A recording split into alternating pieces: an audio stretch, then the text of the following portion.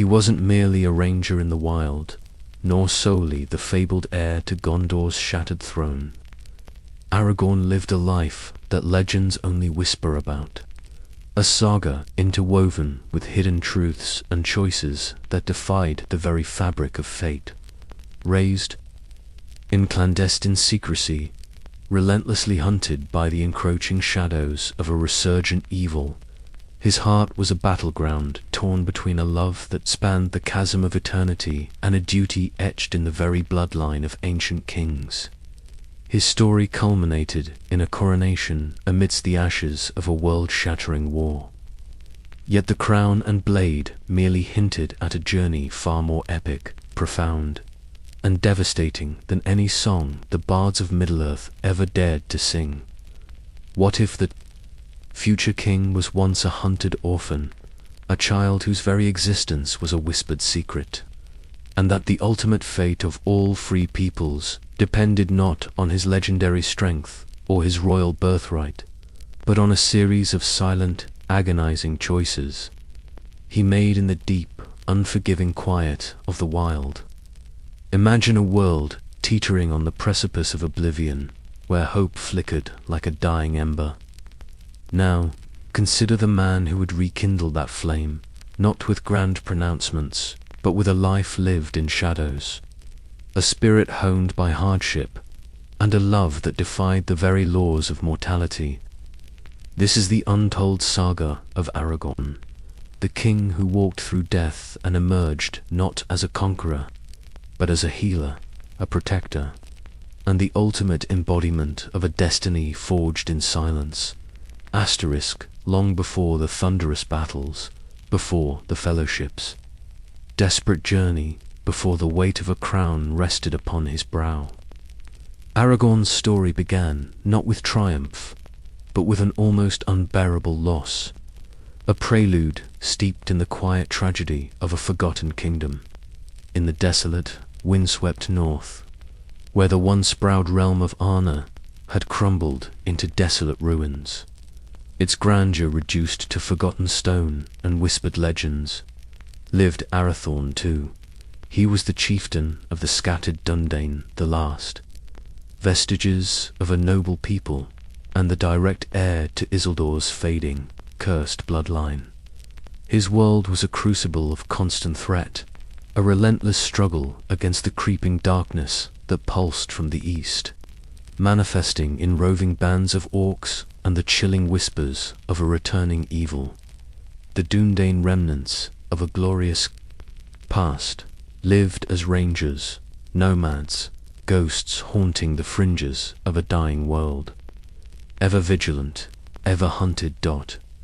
Yet, even within the profound despair of a realm shattered by war and the relentless march of time, a fragile ember of hope stubbornly endured. Arathorn, too, a man of courage and quiet resolve, found solace and strength in his union with Gilrain, a woman whose spirit radiated a silent wisdom and an unwavering inner strength. Their love, though tragically brief, bore fruit in the year 2931 of the Third Age, when a son was born to them. They named him Aragorn. This infant, born in a time of pervasive darkness, unknowingly carried the immense weight of ages in his veins, the legacy of a lineage stretching back to the ancient kings of Numenor, a lineage destined either for salvation or utter ruin. He was the last of the line of kings, a flickering candle in a world hungry for light, but fate, in its cruel wisdom, would grant him barely 2 years with his father. When Aragorn was but a toddler, still learning to walk and speak, Arathorn, driven by the relentless duty of his people, led a small, determined band of rangers into the treacherous wilds of Eriad. Their mission was grim, born of necessity, to hunt and disperse the marauding orcs that plagued their lands. It was a mission woven into the very fabric of his existence, a testament to his lineage, and tragically, it would be his last. A stray orc arrow, a whisper of death from the shadows, pierced his eye and the chieftain fell, his life extinguishing swiftly on the cold, unforgiving ground. He left behind a young son, fatherless, and a grieving wife, Gilrain, now a widow burdened by an almost unbearable sorrow and a profound, chilling fear. Gilrain, her heart shattered but her resolve unyielding, knew with a mother's instinct that her child's life hung by a thread. The burgeoning shadow of Sauron, already stretching its cruel tendrils across the land, would seek out the last remnant of Isildur's line with merciless precision. She took him to the only place where the shadows could not yet reach, a haven hidden from the world's growing darkness, the hidden valley of Rivendell Imla.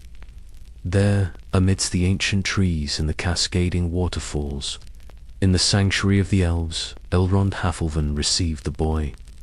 Elrond, a being of immense wisdom and foresight, understood the profound danger, if Sauron, the Dark Lord, ever discovered that Isildur's royal line still lived, that a true heir to the thrones of Gondor and Arnor existed, the child would be hunted down without mercy, pursued across all of Middle-earth until extinguished. The stakes were impossibly high. And so a solemn pact was made. Aragorn's true name, his destiny, his very identity, was concealed beneath a shroud of secrecy. He would be known only as Estel, a name whispered in Elvish, meaning hope. It was a name heavy with poignant irony. Hope amidst the ashes of war, hope hidden from the world it was meant to save. Under the starlit sky of Rivendell, enveloped by the silence of ancient magic, a king was raised in secret. He knew no throne, wore no crown, possessed no armies. His inheritance was merely the legacy of a broken sword, Narsil, and the crushing burden of a destiny that had waited over 3,000 years, a destiny born of both triumph and failure. The world would forget his name, erase his lineage from the common memory. But it was precisely in that profound forgetting, in that quiet, hidden upbringing, that Aragorn's legend truly began. He would rise not through prophecy whispered in ancient halls, but through quiet suffering, through long years of hidden toil. A last flame of Namanor flickering, almost imperceptibly, in the overwhelming darkness. But the tranquil existence in Rivendell couldn't last forever. The truth, like a relentless tide, was soon to crash over him, shattering his world and reshaping his very soul.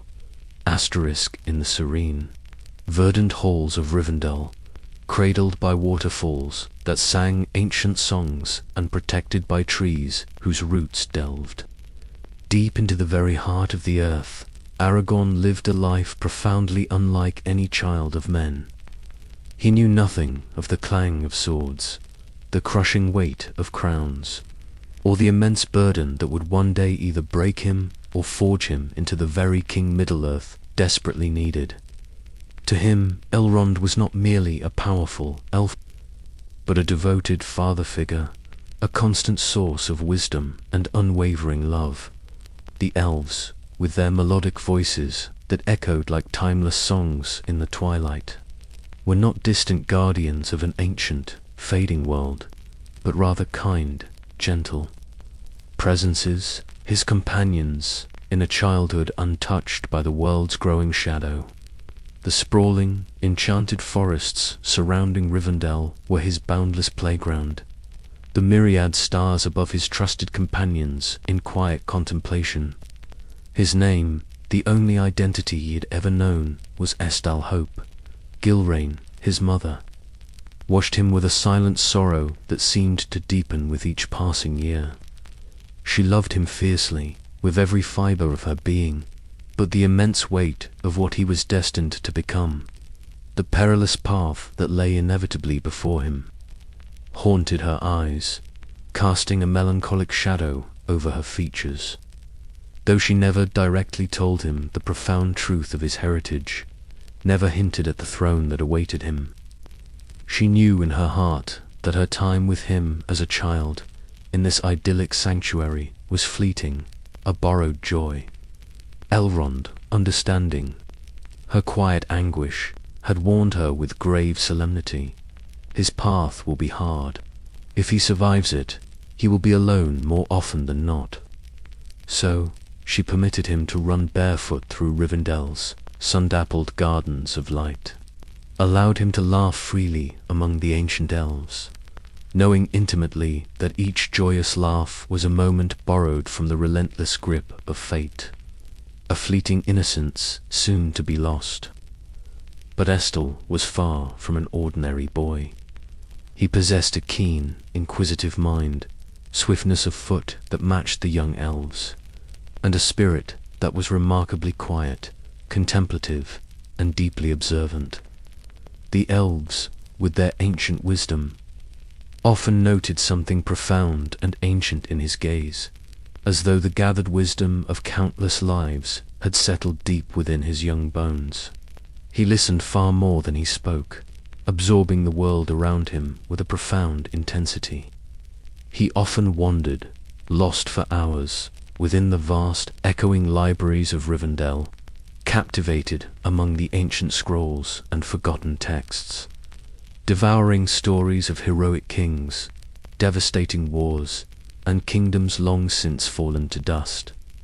There was one particular story, however, to which he always found himself drawn, a tale that resonated deep within his unspoken being, the tragic, complex narrative of Isildur, the very man who, in a moment of desperate heroism, had cut the One Ring from Sauron's hand, and then, in a moment of profound weakness, had failed to destroy it, consigning Middle-earth to further peril.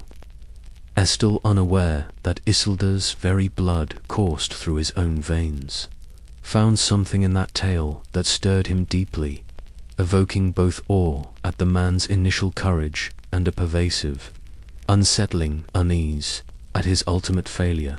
By his 10th year, the quiet whispers among the elves grew more pronounced, more urgent. He learns too quickly, they murmured among themselves, their voices hushed with a knowing prescience. He has the heart of a king. Elrond, the ancient elf lord, watched him with quiet intensity, holding back the truth of his heritage like a massive dam straining against an imminent flood, knowing that the revelation would forever alter the boy's existence. Estel, blissfully unaware of the immense destiny awaiting him, continued to live with a burgeoning curiosity in his soul and a quiet, unyielding fire in his heart, a fire that foreshadowed the trials to come. But even in the seemingly safe, timeless halls of Rivendell, the world outside was inexorably changing. Dark shapes, more numerous and malicious than before, moved restlessly in distant woods. Whispers of Sauron's dreaded return began to spread, like a creeping blight across the land, and the shadow that had once claimed his father's life would soon be reaching, with chilling determination, for the very sun itself. The precious days of innocence were numbered, rapidly dwindling. Soon, Estel would have to meet Aragorn, and that meeting would tear his world apart, preparing him for a love that spanned the chasm of eternity. By the time Estel reached his 20th year, a profound change had settled over him. He had grown into a man of quiet, formidable strength, possessing a restless soul that seemed to yearn for something beyond the tranquil confines of Rivendell. His eyes, now deep, grey like storm-washed skies, reflecting untold wisdom, held unspoken questions he could no longer ignore, a profound longing for answers that Rivendell's peace could not provide. Elrond, with his ancient foresight, saw it in the young man's bearing. Gilrain, his mother, felt it in the deepening currents of his spirit. The time, long anticipated and deeply feared, had finally come to unveil the truth. One evening, as twilight deepened over the hidden valley, painting the sky in hues of deep violet and indigo. Elrond summoned him to a high chamber within his house, a place lit only by the soft, flickering glow of candles and the silent weight of ancient memory. There were no guards, no elaborate ceremony, just the venerable elf lord and the young man he had raised as his own son, standing on the precipice of a revelation that would forever alter his life. What followed was a moment of profound shattering, truth that would irrevocably shatter the world Estel thought he knew, reshaping his very understanding of himself and his place within Middle-earth. Elrond spoke gently, his voice soft yet imbued with the solemn weight of ages, but his words fell upon Aragorn's ears like thunderclaps, each syllable striking with the force of an undeniable, inescapable truth. You are Aragorn, son of Arathorn, heir to Isengard, the last of the Dunedain, the true king of Gondor and Arnor. The silence that followed was vast, stretching beyond the candlelit chamber, encompassing centuries of forgotten history, failed kingdoms, and deferred destinies. Estel, now Aragorn, could barely breathe, the air suddenly thick with the immense gravity of the revelation. A king, he, the realization that the very blood of Isildur, the man who had failed to destroy the One Ring, coursed through his veins, was both a revelation and a profound burden. Then came more physical symbols of this crushing inheritance. Elrond, with a solemn tenderness, handed him the Ring of Barahir, a priceless relic of ancient Numenor, once worn by kings, a symbol of unbreakable fidelity and a tragic lineage. Next, the very shards of Narsil, the broken sword that had famously cut the One Ring from Sauron's hand, its blade now shattered and scattered, much like the once great kingdom it had ruled. With shaking, almost numb hands, Aragorn took the ornate hilt. It was cold, heavy, and laden with unspoken promises, echoing with the triumphs and failures of his ancestors. You have not come to the end of your journey, Aragorn, Elrond said, his gaze piercing. You have only just begun. The immense weight of his destiny, of 3 millennia of history and expectation, crashed down upon him, threatening to overwhelm his very being. When he finally left that chamber, he was no longer the same man. Estel, the hopeful boy of Rivendell, was gone, irrevocably transformed. Aragorn, the burdened heir, had awakened, but not everyone welcomed this profound change with unbridled joy. Gilrain, his mother, watched him with a complex mixture of immense pride and aching, profound pain. She had raised him, prepared him for this very moment, for the day he would accept his heritage. Yet now that it had come, her heart trembled with a mother's deep-seated fear. He is too young, she whispered, her voice laced with anguish, too unready. He has no idea what it truly means to carry the hopes of the free peoples upon his shoulders. But Elrond, with the wisdom of ages, knew that time was rapidly running short. Darkness was rising, inexorably gathering its forces. The world needed more than hidden kings and forgotten swords. It needed hope, not just in name, but in decisive, unwavering action. So Aragorn made a choice, a decision that would define the rest of his life. He would leave the sanctuary of Rivendell, abandon the comfort and security he had known, and embrace a life of harsh exile. He would walk the wild, untamed paths of Middle-earth, not as a demanding ruler, but as a humble servant, not to immediately claim a crown he technically possessed, but to prove, through suffering and toil, that he deserved one, the world beyond. Rivendell was vast, untamed, broken, and whispering with 1,000 dangers. But before Aragorn took his first, momentous step into that harsh exile, fate, with a cruel, exquisite twist, placed one more profound obstacle before him, one far more complicated, far more challenging than any orc, any blade, or any shadow he would ever face. Her name was Arwen. She had returned from Lothlorien not long before, daughter of Elrond, granddaughter of Galadriel, the Evenstar of her people, immortal, radiant, seemingly untouched by the relentless march of time or the creeping tendrils of sorrow. And so, the king without a crown walked out into a shattered world, his heart burdened by a love that could never be, and a destiny he had yet to carve, becoming the grim, silent guardian known only as Strider. The world beyond Rivendell's hidden gates did not extend a welcoming hand to Aragorn. Instead, Middle-earth groaned and cracked under the crushing weight of a growing, palpable darkness. The whispers of Sauron's dreaded return, once dismissed as mere rumors or ancient superstitions, had hardened into quiet, chilling certainties. Shadows, vast and malevolent, gathered menacingly in the ancient Mirkwood. Orcs, foul and numerous, bred in numbers unseen since the devastating days of Mordor's initial fall. The free peoples of Middle-earth were scattered, weary, their hope dwindling, and crucially, leaderless, adrift in a sea of encroaching despair. Aragorn, now in the prime of his young adulthood, at 20 years old, walked directly into this escalating chaos.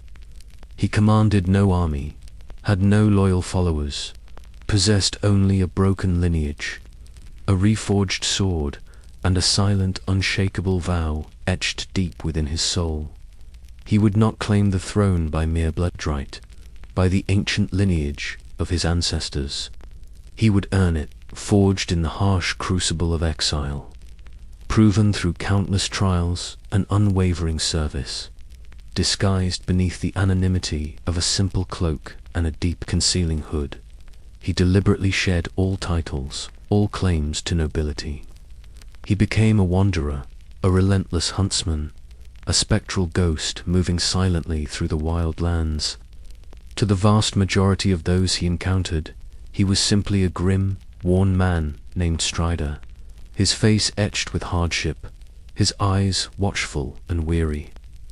Few, if any, suspected that the man sleeping in the cold mud beneath the ancient trees, enduring the harsh elements, was the rightful, destined king of Gondor and Arnor. But that was precisely how he intended it to be. His anonymity was his shield, his obscurity his forge. He travelled far, his journeys encompassing the vast, windswept plains of Rohan, where wild horses roamed free and the winds carried the echoes of ancient wars. He moved through the tangled, shadowed woods of Mirkwood, a place of deep, primordial magic and creeping menace. His path also took him down into the sun-scorched, desolate lands of Herod, a place of strange stars and even stranger enemies, a place far removed from the familiar landscapes of his youth. In every remote corner of Middle-earth, Aragorn left an imperceptible footprint, sometimes appearing as a silent guide, his knowledge of the paths unmatched, sometimes as a relentless soldier, joining forgotten skirmishes against the encroaching darkness, and always, perpetually, as a shadow, observing, learning, protecting. He immersed himself in the myriad cultures of the world, learning the tongues of many lands, delving into the ancient customs of kings and the simple, enduring traditions of peasants alike. He hunted beasts that 2 ordinary men should have remained mere legends, creatures of myth and nightmare. He defended isolated villages and forgotten homesteads that would never know his true name, nor the depth of his sacrifice. And in every quiet, unassuming act of heroism, in every desperate battle survived against overwhelming odds, he meticulously carved away the lingering uncertainty within him, refining his spirit, solidifying his resolve, This was no pampered prince on a fantastical quest for a throne. This was a man forging himself in the unyielding fires of the wild, tempering his soul and preparing for a destiny he had not chosen, but accepted with grim determination. Yet, even in his profound obscurity, Aragorn was never truly alone. The Dunedain, the scattered rangers of the north, men of his own ancient bloodline, still roamed the wild fringes of Middle-earth. They watched him, patiently waited, and silently guarded the land in secret, bound by ancient loyalties. Slowly, imperceptibly, quietly, Aragorn became their recognized leader, not through a grand, formal declaration, but through his relentless actions, his unwavering courage, and his inherent, undeniable authority that radiated from his very being. Even in his intentional obscurity, his legend began to subtly form. Children in the bustling, smoky taverns of Bree whispered about the tall, grim man with the unnervingly sharp, knowing eyes. Orcs, those brutal creatures of shadow, learned to fear the ranger with the silent step, the one who moved like a ghost through their hunting grounds. In the dark corners of forgotten taverns and around lonely campfires, his assumed name passed in low, respectful voices. Strider, the man who always walked alone, yet never fell. But Aragorn did not seek glory. He was chasing something far deeper, far more profound. He was chasing worth. He understood, with a clarity born of suffering, that only by walking the long, brutal, and often forgotten road of the exile could he ever truly hope to be the king the world had so tragically lost, the king it would one day desperately need. He knew that the crown was not merely inherited, but earned, and his years in the wild were the unyielding crucible of that earning. Yet, even as he honed his skills and gathered the quiet respect of the wild, a darker, more insidious task awaited him, one that would directly impact the very survival of though few would ever know the depth of his sacrifice. Asterisk, as the shadow of Sauron stretched ever wider, its chilling tendrils reaching into the far corners of Middle-earth, Gandalf the Grey, the tireless wizard who had long been the unyielding vanguard, against the encroaching darkness, began to perceive the escalating crisis with an increasingly urgent alarm. The signs of Sauron's return were no longer mere whispers. They were undeniable, horrifying truths etched in the very landscape of the world. One of those truths, perhaps the most urgent, had a name: Gollum, the twisted, wretched creature who had once held the One Ring in its slimy grasp, had vanished from the Mirkwood dungeons where he had been held captive. And with his disappearance, all certainty, all hope of keeping the ring's location a secret, vanished too. Gandalf knew with chilling clarity, if Sauron found Gollum first, if the Dark Lord learned of the ring's whereabouts before the free peoples could act, the world would fall before it even had a desperate chance to fight. The stakes were impossibly high, and so, in that moment of profound desperation, Gandalf turned to the one man he trusted most, the only man he believed possessed the unique blend of skill, endurance, and quiet integrity required for such a perilous, thankless task. He turned to Aragorn. And Aragorn, without a single question, without a moment of hesitation, accepted the monumental burden. Thus began a mission that would go almost entirely unnoticed in the grand songs of men, unrecorded in the proud annals of kings, a silent act of heroism that, paradoxically, may have saved all of Middle-earth. For years Aragorn hunted Gollum, not for glory, which he disdained, nor for vengeance, which held no sway over his purpose, but for knowledge. Every fleeting clue was like chasing a ghost. Every arduous step led him deeper into the desolate fringes of danger. into places where ordinary men dared not tread, from the treacherous fog-shrouded marshes of the Anduin, where death hung heavy in the air, to the jagged, unforgiving peaks near Mordor's desolate borders. He meticulously followed the faint, almost imperceptible trail of the creature that had once, long ago, called the One Ring precious. Tracking Gollum was profoundly unlike any hunt Aragorn had ever known. Gollum was not merely a beast. He was cunning, desperately slippery, and driven to the brink of utter madness by the rings. Absence. He moved through places no sane man would ever dare to go, existing on filth, hiding in the deepest, most inaccessible shadows, whispering insidious madness into the night. He was a phantom, a living paradox, but Aragorn did not stop. He braved places where the very air reeked of death and despair, where the shadows seemed to twist and writhe with unseen malice. He faced beasts that knew no fear of men, creatures spawned from the very darkness he opposed. He endured a loneliness deeper, more profound than the vast wilderness itself, a solitude that gnawed at the very edges of his soul. And finally, after what felt like an age, after years of relentless, agonizing pursuit, he found Gollum.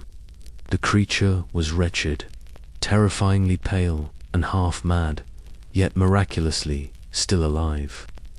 Aragorn, summoning the last reserves of his strength and resolve, captured him near the desolate dead marshes, dangerously close to Mordor's overwhelming grasp. He bound the creature securely and began the arduous, perilous journey back north, traversing through treacherous lands, never resting for long. Knowing that Sauron's all-seeing eye was constantly searching, relentlessly seeking its lost treasure, he delivered Gollum, exhausted but successful, to the woodland elves of Mirkwood, where the creature would, for now, be kept safely confined.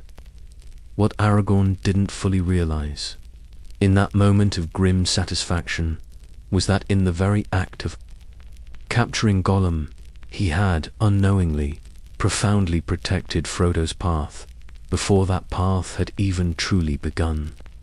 Had Gollum remained free, had he wandered unhindered through Middle-earth, the One Ring's perilous journey to Mount Doom may well have ended before it ever started, falling directly into Sauron's waiting hands. There was no crown for this monumental feat, no soaring song, no grand reward, only the profound silence of a duty fulfilled. But Aragorn didn't need songs or glory. He only needed to know, deep within his quiet heart, that he had done his part, that his sacrifice had contributed to the greater, unseen design. But this solitary hunt was merely a prelude. The darkness he had long fought in the shadows was now reaching for the light, and soon Aragorn would be pulled directly into the heart of a conflict that would determine the fate of all free peoples. As Aragorn returned to the north, his long hunt for Gollum concluded. The whispers of Sauron's resurgence were no longer rumors. They were thunderous warnings, reverberating across the very stones of Middle-earth. The shadow had begun its inexorable stretch, a cold, suffocating blanket descending upon the free peoples. Gandalf the Grey, now a whirlwind of urgent activity, had finally uncovered the horrifying truth. The One Ring had not only been found, but it now rested, inexplicably, in the innocent hands of a gentle hobbit from the Shire, Frodo Baggins, nephew of the very Bilbo who had once stumbled upon it in the Stygian darkness of Gollum's wretched cave. Now Sauron knew. The dread Nazgul, his most terrifying servants, were riding, their spectral steeds thundering across the land, relentlessly hunting. Time, precious and scarce, was rapidly running out.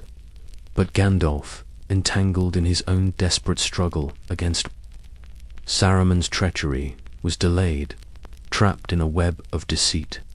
Frodo, blissfully unaware of the immense power he carried, was walking blind into unimaginable danger, a tiny spark moving towards a raging inferno. So, once again, the monumental, unsung task fell to Aragorn. He would be the hobbit's shield, his guide, his last hope. He rode for the village of Bree, a quiet, unassuming place nestled at the crossroads of the world, where few paid attention to the vast, cataclysmic occurrences beyond their cozy borders. He entered the prancing pony, the village's famed inn, hooded and silent, a grim shadow observing the bustling common room. He watched the door, his senses sharpened by years of solitude and vigilance. When Frodo and his companions finally arrived, it wasn't under the cover of elaborate secrecy or a grand, planned rendezvous. It was through a clumsy, almost farcical accident that the ring, with its own insidious will, slipped onto Frodo's finger, and in a terrifying flash, he vanished. From sight, the entire room froze, the laughter and chatter dying instantly. Every eye in the inn turned, whispers stirred, a chilling, almost palpable dread settled in the air. And Aragorn, watching from the shadows, knew with a sickening certainty the enemy had seen him.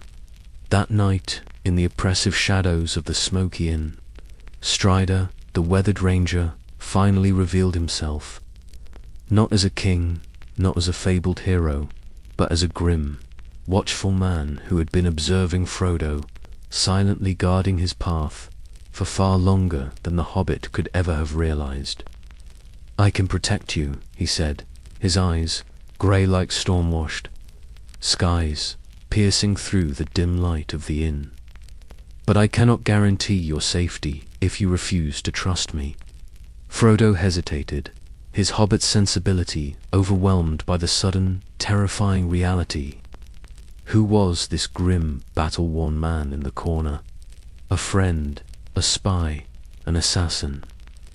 But Aragorn didn't offer empty assurances or platitudes. He offered blunt, unvarnished truth. His voice carried a profound weight, not of command or arrogance, but of immense exhaustion, of burdens long carried. He had walked too far, seen too much suffering, and lost too many to waste time with lies or pretense. And slowly, agonizingly, trust began to be born between the frightened hobbit and the silent stranger. When the Nazgul, the terrifying ringed wraiths, attacked later that night, their chilling wails echoing through the inn, Aragorn did not run. He fought them off with desperate fury, wielding fire and steel, defending the hobbits with a ferocity that shocked even himself. These were no longer mere travelers he was observing. They were his charges, innocent souls entrusted to his care, and their very survival was now inextricably tied to his fate, to his unwavering will. From Bree, Aragorn would lead them on the hidden, treacherous paths through the wildlands. No longer merely Thorongil, the hidden captain, no longer Estel, the secret hope. Now he was Strider, the grim ranger with the broken sword and the unbroken will. And with that first, momentous step out of Bree, leaving the deceptive safety of the inn behind, the long, arduous road to destiny truly began. Saved, but barely. The ringwraiths were repelled, but the immediate crisis faded into the larger, more terrifying truth revealed at the Council of Elrond, where ancient grudges would clash, and a broken sword would demand its rightful place. Leaving the deceptive safety of Bree, Aragorn harbored no illusions about the treacherous road that lay ahead. The 9 ringwraiths, instruments of Sauron's boundless malice, were hunting them relentlessly, their chilling wails echoing in the distance. The One Ring, a beacon of irresistible evil, was drawing Sauron's gaze like blood draws hungry wolves, ensuring that their journey would be a perpetual race against oblivion. And Frodo, small, brave, and burdened beyond measure, whether he knew it or not, carried more than the fate of his own kind. He carried the very fate of the world. Aragorn, his senses heightened by years of unwavering vigilance in the wild, led the hobbits eastward. He meticulously avoided the open roads, steering them clear of any expansive, exposed land, trusting only the ancient trees and rolling hills he had wandered for decades, their secrets known only to him. His pace was relentless, driven by an unyielding sense of urgency. His eyes, keen and perpetually scanning, never stopped sweeping the horizon, searching for any sign of pursuit. He ate little, slept less, and rarely spoke, and when he did, it was only to issue grim warnings or vital instructions. If the Black Riders find us in the open, we will not survive. Through the treacherous, miry Midgewater marshes they slogged, their cloaks perpetually soaked, their bodies bitten by endless, tormenting swarms of insects. Days bled seamlessly into nights, marked only by the shifting light and the deepening exhaustion. The hobbits, unaccustomed to such relentless hardship, began to question, in their weariness and fear, whether this grim, silent man was truly their protector, or simply another terrifying shadow to be feared in the encroaching darkness. But at Weathertop, the ancient, crumbling ruins of an old Arnorian watchtower that stood as a stark reminder of a fallen kingdom, their doubts vanished, replaced by a chilling terror. The group made a desperate camp among the broken stones, but the shadows crept closer, denser, more menacing. And that night, 5 Ringwraiths, silent and inexorable, descended upon them like wraiths of pure malice, their black cloaks billowing, their unseen blades drawn, their piercing, soul-shattering wails echoing through the night. Aragorn, now fully embodying his role as guardian, fought them with desperate courage, wielding a flaming torch and his grim blade. Flame and fury, he held the line, a solitary bastion of defiance, while the others scrambled in terror to protect Frodo. But it was not enough. Frodo, caught in the terrifying chaos, was stabbed by a Morgul blade, an insidious weapon designed not for immediate death, but for a far more insidious, soul-corrupting enslavement. The shard of the blade, a sliver of dark magic, began its agonizing journey towards his heart, a slow, inevitable transformation into a wraith. Aragorn knew instantly what it meant. If Frodo didn't reach Rivendell, the sanctuary of Elrond, soon he would irrevocably become a wraith himself. Another enslaved servant of Sauron, lost forever. The ranger became desperate, his grim resolve hardening into an unyielding determination. He led them through winding hills and rushing rivers, across dangerous, unfamiliar ground, never allowing himself or them to rest for long. When Frodo faltered, his strength draining away, Aragorn carried him, his own body pushed to the limits of human endurance. When the others despaired, their hope flickering, he rekindled their spirits with the unwavering light of his own defiance. And just when it seemed utterly too late, when Frodo's light seemed almost extinguished, salvation arrived in the most unexpected and dramatic form. Arwen, she rode like the wind, a vision of unearthly grace and impossible speed, faster than any blade could follow, a star descending to their rescue. With Frodo cradled carefully in her arms, she summoned the ancient power of the very river itself, unleashing a terrifying flood that swept away the pursuing Black Riders. Aragorn watched her from the bank, his heart aching with a profound mix of love, hope, and relief. She was his guiding star, his constant reminder of why he fought. And finally, battered, bloodied, and utterly breathless, they arrived at Rivendell. Frodo lived, but Aragorn knew, with a grim certainty, that this was only the beginning. The darkness had tasted them, and it would not stop hunting. Saved, but barely. The immediate crisis faded into the larger, more terrifying truth revealed. At the Council of Elrond, where ancient grudges would clash, and a broken sword would demand its rightful place. The halls of Rivendell had not witnessed such profound tension, such a weighty assembly in many ages. Elves, their faces etched with ancient wisdom, sturdy dwarves, proud men, and humble hobbits sat beneath the ancient arching stone of Elrond's house. They were gathered not in celebration or joyous reunion, but in the gravest crisis that Middle-earth had faced in millennia. The One Ring had been undeniably revealed, its insidious presence now known, and with it, the chilling truth that no kingdom, no race, no isolated haven could now afford to ignore. Sauron, the Dark Lord, had undeniably returned.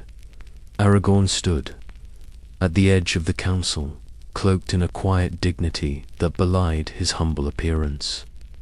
He said little as the others debated, argued, and fell into the familiar, stifling patterns of old rivalries and ancient resentments. Their voices, though earnest, often lacked the clarity of purpose that Aragorn now possessed. But when Boromir of Gondor, proud and resolute, questioned his authority, when he dared to question his very bloodline, Aragorn stepped forward, not with arrogance, not with haughty pride, but with a profound, unyielding purpose that silenced the room. I am Aragorn, son of Arathorn, and if by life or death I can protect you, I will. The words were not loud, but they landed like strikes of tempered steel, cutting through the bickering, imbued with the weight of centuries of hidden destiny.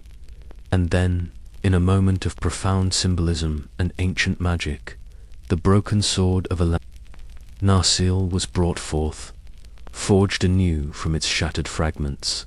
Its name now was Andril, the Flame of the West. It gleamed with a chilling brilliance, with the internal fire of a legacy finally reborn, ready to fulfill its destiny. Elrond, with solemn gravity, confirmed what few in the council had suspected, what only a handful knew. This seemingly ordinary ranger, clad in travel-worn boots, was no mere man. He was Isildur's heir, the rightful, true king of Gondor and Arnor, the lost monarch returning. And though Aragorn flinched internally at the immense, crushing weight of that title, at the staggering burden it implied, he did not refuse it. He accepted it, not as a prize, but as a solemn duty. When the moment came to choose who would bear the One Ring towards the ultimate, perilous destination of Mount Doom, it was clear that Frodo, with his hobbit courage and innocence, would go. But he would not go alone. Elves, dwarves, men, and hobbits would stand beside him, a disparate but united front. The Fellowship of the Ring was born. Frodo, Sam, Merry, Pippin, Legolas, Gimli, Boromir, Gandalf, and Aragorn. It was not a band of perfect heroes, but a fragile alliance, fraught with old grudges, clashing ideals, and unspoken fears that threatened to tear them apart. But Aragorn, with his profound understanding of the world's brokenness, knew that sometimes the strongest, most enduring bonds are forged not in kinship or ancient alliances, but in shared purpose, in the crucible of common adversity.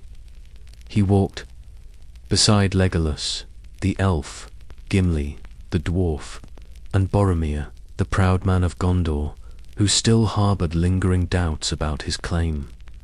And yet he accepted them all, understanding their fears and their strengths. He looked after Frodo with the unwavering gaze of a guardian, gave Sam quiet nods of reassurance that spoke volumes, and watched Gandalf not merely as a follower, but as an equal in the immense burden they both carried. As they finally left Rivendell, stepping beyond its ancient protective gates and crossed into the unforgiving wild, Aragorn did not wear a crown, yet among those 9 he walked like a king, not by bloodline alone, which had been his birthright, but by profound choice, by unwavering service, and by the undeniable authority that radiated from his very being. Snow choked the treacherous mountain passes, and wolves howled with chilling menace in the desolate nights. Caradhras, the cruel, ancient mountain, had turned them back with a fury that felt unnatural, imbued with a malice beyond mere weather. The Fellowship had only one path left, one terrifying, desperate option: Moria, the long-abandoned kingdom beneath the misty mountains. Aragorn hesitated, his heart heavy with a grim foreboding. He knew the name well. Khazad-dûm, once the pride of the dwarves, a realm of unparalleled splendor and craftsmanship, was now whispered only as a tomb, a place of unspeakable horror. Orcs had swarmed its depths, extinguishing its light, and darker things that lurked in the very abysses of the world, were said to dwell within its suffocating darkness. He looked to Gandalf, his old friend, his trusted mentor, and relied on his judgment, though his heart was a leaden weight in his chest. As the great, ancient doors of Moria creaked open, groaning like the very earth in protest, darkness swallowed them whole, an oppressive, suffocating void inside. The air was still and stale, thick with the profound, suffocating weight of death, the silent echoes of an ancient tragedy. The Fellowship moved cautiously, their footsteps echoing with chilling clarity off the cold, unresponsive stone walls. Gimli, the dwarf, walked with a proud but melancholic gait, eager to see the famed halls of his kin, yearning for a glimmer of their lost glory. But when they found Balin's tomb, silent, desecrated, its hallowed ground defiled, even Gimli, the stout-hearted dwarf, wept openly, his grief a raw, agonizing sound in the vast silence. And then came the drums, a low, rhythmic thumping that vibrated through the very stone beneath their feet, growing steadily louder, more insistent, a terrifying heartbeat in the dark.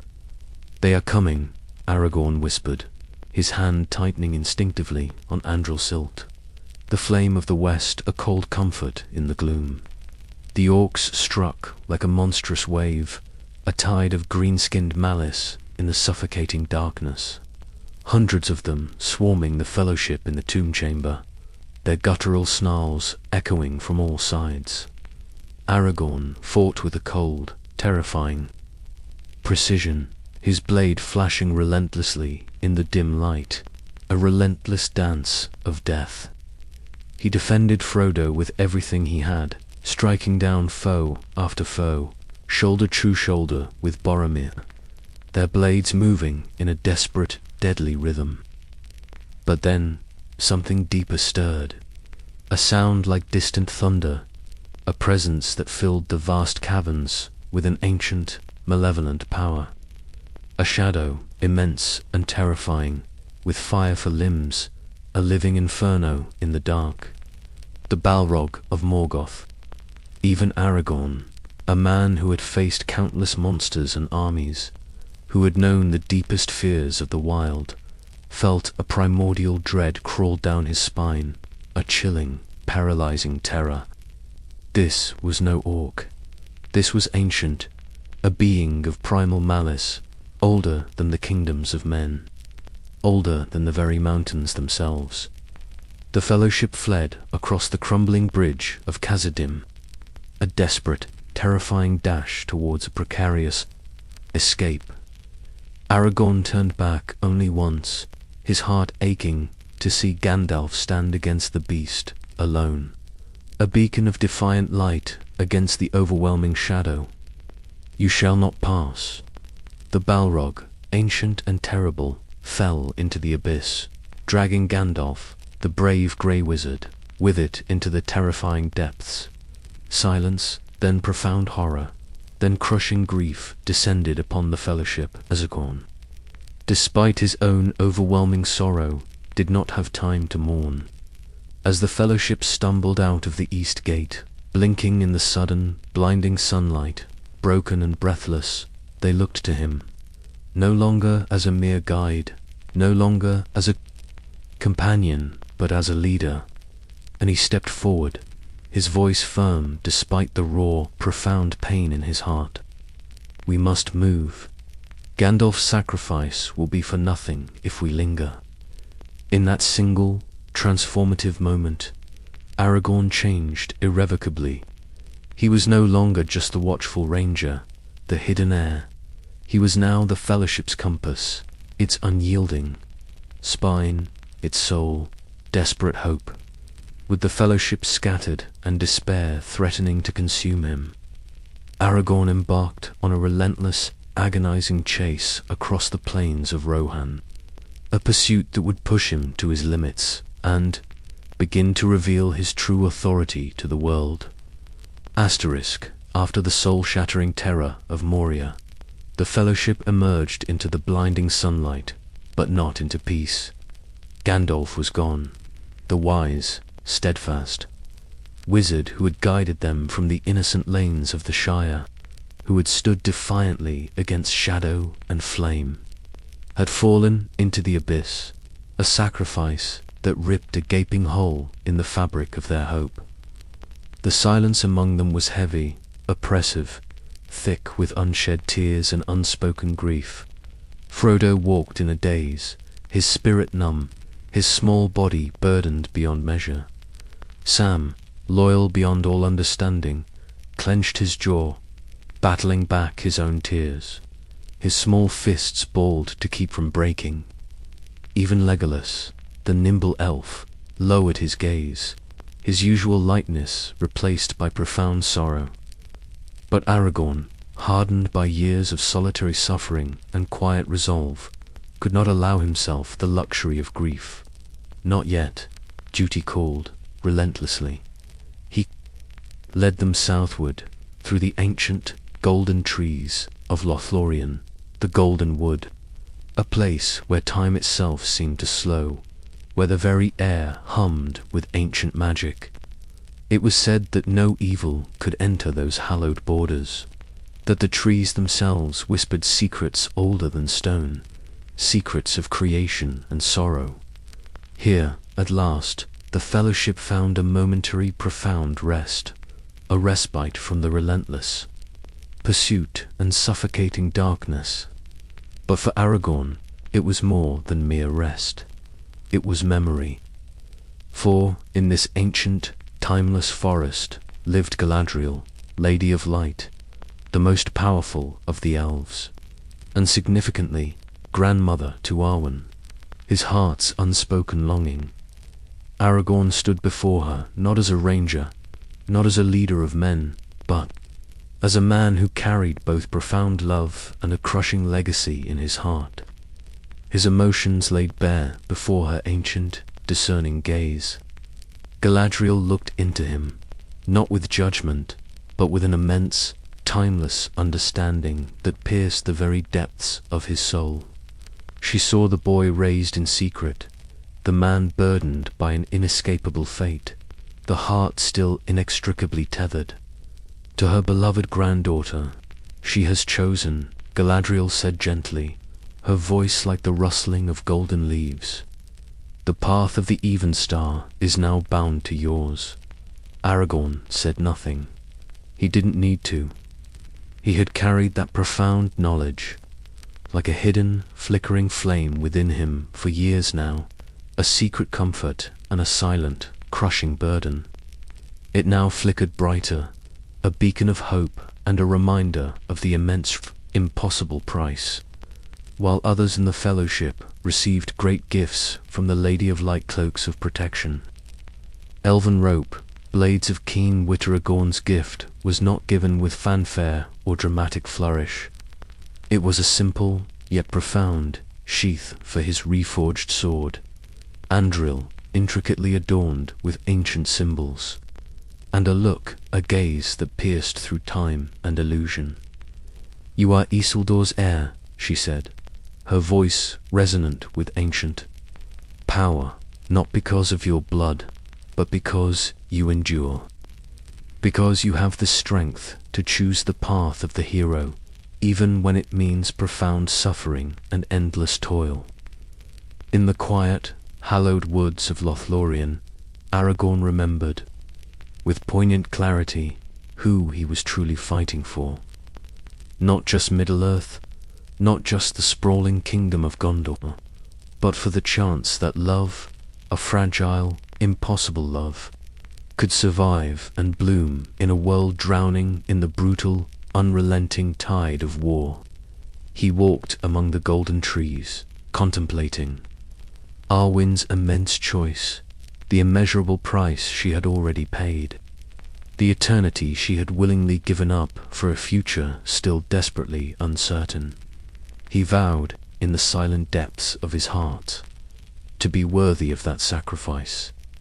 The Fellowship would soon leave Lothlorien, heading deeper into the escalating danger, into the true heart of Sauron's ever-growing power. But for one precious moment, Aragorn stood still beneath the golden leaves and the eternal starlight, in a place where time did not seem to matter, and where hope, against all odds, still profoundly breathed. The Fellowship departed Lothlorien, armed with new gifts. Their limbs rested, but their hearts heavy with the looming uncertainty. Each elven boat glided silently down the wide, dark river Anduin, the golden wood of Lothlorien fading slowly behind them, a distant, shimmering dream. Ahead lay an unforgiving expanse of uncertainty. Mordor, the black land of evil, to the east. Gondor, the last bastion of men, to the west. And danger, insidious and pervasive, in every direction.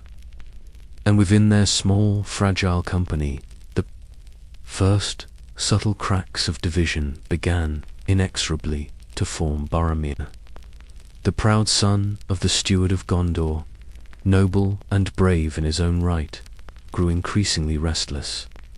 The desperate plight of his beloved city, Minas Tirith, weighed heavily upon him. He began to speak of the One Ring not as a crushing burden, not as a source of unspeakable evil, but as a potential weapon, a miraculous gift, a tool that could, in his misguided desperation, save his beleaguered people. Aragorn saw the change in him with a grim, aching clarity. He saw the insidious hunger building in Boromir's eyes, the way his gaze lingered on Frodo when he thought no one noticed, a terrible, desperate longing. And still, Aragorn said nothing, watching the subtle shifts, the growing shadow. Perhaps a part of him hoped it was merely fear, a natural reaction to the overwhelming odds. Perhaps a part of him feared that saying it aloud, giving voice to the dread, would somehow make it irreversibly real. But deep down, he knew the ring was beginning its insidious work, twisting Boromir's noble spirit with its poison dot at Amen. Hen, the ancient, haunting hill of seeing the Fellowship's fragile unity, meticulously forged in Rivendell and tested in Moria, finally shattered with tragic finality. Boromir, driven by a desperate, tormented love for his city and a fatal inability to resist the ring's insidious allure, confronted Frodo. He demanded the ring, not in outright anger, but in a desperate, almost pleading tone, his voice choked with his vision of Minas Tirith burning, of his people dying. He was convinced, with a chilling certainty, that this was the only way, the only salvation. Frodo, terrified and heartbroken, fled. The moment Boromir realized the horrific nature of what he had done, the profound betrayal, it was already too late. The fellowship was irrevocably broken. Frodo, overwhelmed by fear and the ring's power, disappeared, determined to continue the perilous journey alone. Sam, loyal beyond measure, followed his unwavering devotion, a beacon in the encroaching darkness, and in the ensuing chaos, orcs attacked, swarming from the ancient woods with terrifying blades and guttural howls. Boromir, redeemed in his final moments, fought like a lion to defend Merry and Pippin, slaying dozens of the vile creatures before falling to arrow after arrow, a noble sacrifice. Aragorn arrived too late to save him, his heart heavy with grief.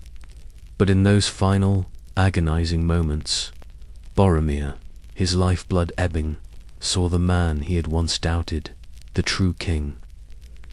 "I would have followed you, my brother," he whispered, blood staining his lips. "My captain, my king." Aragorn wept, his grief a raw physical pain, but there was no time to mourn. Merry and Pippin had been taken, dragged away by the Uruk. Frodo was gone, vanished into the terrifying uncertainty of the wild. The fellowship was scattered, broken, seemingly undone. Standing alone in the silent, windswept forest, the cold air biting at his face, Aragorn had to make an impossible choice. Chase Frodo into the unknown terrors of Mordor, or save the captured hobbits, a seemingly hopeless pursuit. With a king's resolve, made in the heat of profound grief and chaos, he chose both, in a way. He turned to Legolas and Gimli, his eyes sharp with renewed purpose, the grief momentarily compartmentalized. "Let us hunt some orc," he said, his voice grim but resolute. He wasn't a crowned king yet, but in that moment of impossible decision, he had made a king's choice, a choice that would define his purpose and his future. With the fellowship scattered in despair threatening to consume him, Aragorn embarked on a relentless, agonizing chase across the plains of Rohan. A pursuit that would push him to his limits and begin to reveal his true authority to the world. The forest behind him still echoed with the screams of the dying and the chilling sounds of battle, a grim symphony of death. But Aragorn, his heart heavy with the fresh grief of Boromir's fall and the desperate urgency of the hobbit's capture, had no time to succumb to sorrow. Merry and Pippin had been taken, dragged off by the Uruk-hai, foul creatures bred for war, faster and stronger than ordinary orcs, relentless in their pursuit. Time was a rapidly dwindling commodity. Every passing hour meant more distance, more peril, between the broken remnants of the fellowship and the two small hobbits, now ensnared in a nightmare. So Aragorn ran, with Legolas, the light-footed and keen-eyed elf, at his side, and Gimli, the stout-hearted and tireless dwarf, pushing himself beyond all limits. They pursued the orcs day and night. There was no rest, no hesitation, only the faint, but unmistakable tracks in the dew-kissed grass and the distant scent of orc smoke on the wind. For 3 relentless days and nights, they pushed themselves through the vast, windswept plains of Rohan, a sea of green stretching endlessly in all directions under an indifferent sky. The sun beat down mercilessly during the day, the wind burned their exposed skin, but Aragorn did not slow, his stride unwavering, his focus absolute. He tracked with terrifying precision, his senses honed to an almost preternatural degree. He paused only to feel the faint impressions of footprints in the soil, to discern the subtle scent of broken twigs, to notice the telltale signs of where the orcs had roughly dragged their captive hobbits. He read the land like a grim, unfolding story, and the story was one of brutal pursuit and desperate survival. Yet, Even in that profound urgency, even in the depths of his exhaustion, Aragorn showed something more than mere survival instinct. He showed undeniable command. Their relentless pursuit brought them into the path of Eomer, the fierce captain of the Rohirrim, who, with his riders, intercepted them on the plains. Swords were nearly drawn in the tense standoff, a clash of wary strangers. The riders of Rohan, grim and battle-hardened, had destroyed the orc band the night before, their horses trampling the enemy. But they had seen no hobbits among the dead, only the carcasses of their foes. To Eomer and his men, Aragorn's frantic story sounded like madness, the ravings of a desperate wanderer, halflings, a wizard fallen, a ranger chasing shadows across the plains. But Aragorn, despite his weariness, stepped forward, his sword Andril, the flame of the west, held steady, unbarred, but radiating latent power. "I am Aragorn, son of Arathorn," he declared, his voice calm, yet imbued with an unmistakable authority. "If by life or death I can save them, I will." There was a quiet steel in his voice, not arrogance, but an innate authority, the kind that cannot be taught or conferred, but only forged through relentless fire and profound failure. Eomer, a man of keen judgment, sensing the profound truth in Aragorn's words, a truth that transcended mere appearance, granted them horses, noble steeds that would give them new speed. And so, the desperate chase continued. They rode harder than ever, pushing their mounts to the very brink of exhaustion, driven by an unyielding hope. And when they finally reached the desolate battlefield where the orcs had fallen, Aragorn searched among the gruesome remains with desperate, shaking hands. No hobbit bodies, no sign of Frodo. But then, there they were, small footprints leading away from the carnage. Broken ropes, faint but undeniable signs of escape. "They're alive," Aragorn breathed, his voice a ragged whisper, but that whisper hit his companions like a clap of thunder, a sudden, glorious resurgence of hope. For the first time since the Fellowship broke, since Gandalf fell, hope sparked again in his weary chest. The path ahead was still fraught with unimaginable danger, but he would follow it, relentlessly, until the very end. Until he found them, or until he fell trying. Yet, the journey would lead him not to the hobbits directly, but to a king lost to despair, a kingdom on the brink, and a battle that would cement his legacy. The relentless trail led Aragorn and his companions deeper into the heart of Rohan, a land of vast open plains, windswept hills that echoed with the thunder of hooves, and proud, fierce horse lords whose lives were intertwined with their steeds. It also led them, inexorably, into a kingdom under siege, not directly from without, but subtly, insidiously, from within. When they finally arrived at Edoras, the capital of Rohan, a city built on a green mound, they found its king, Theoden, a mere shadow of the proud, vibrant ruler he once was. His throne, a symbol of authority, was draped in a chilling silence, his eyes dulled by a profound, almost catatonic darkness, his spirit seemingly crushed by an unseen weight. A pale, insidious figure named Grimma, Wormtongue whispered constantly at his side, like a serpent in silk, his words laced with poison, his influence pervasive. But Aragorn, with his years of experience navigating the hidden currents of power and treachery, saw through it all immediately. This was no simple court intrigue, no petty squabble for influence. This was Saruman's poison, working its insidious way through deception, despair, and subtle mind control.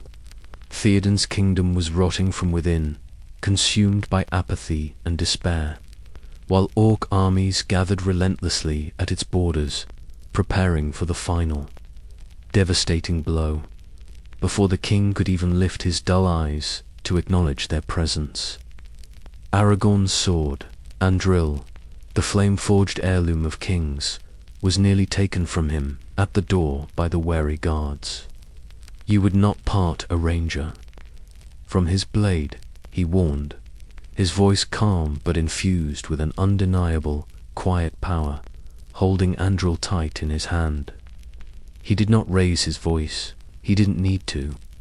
He walked into the Golden Hall, not as a beggar seeking alms, not as a weary wanderer seeking refuge, but as a man whose time had come to stand tall, radiating an authority that transcended mere titles. It was Gandalf, miraculously returned from the abyss as Gandalf the White, bathed in an almost blinding luminescence, who ultimately broke Wormtang's insidious hold and awakened Theoden from his profound stupor, freeing his mind from the wizard's dark influence.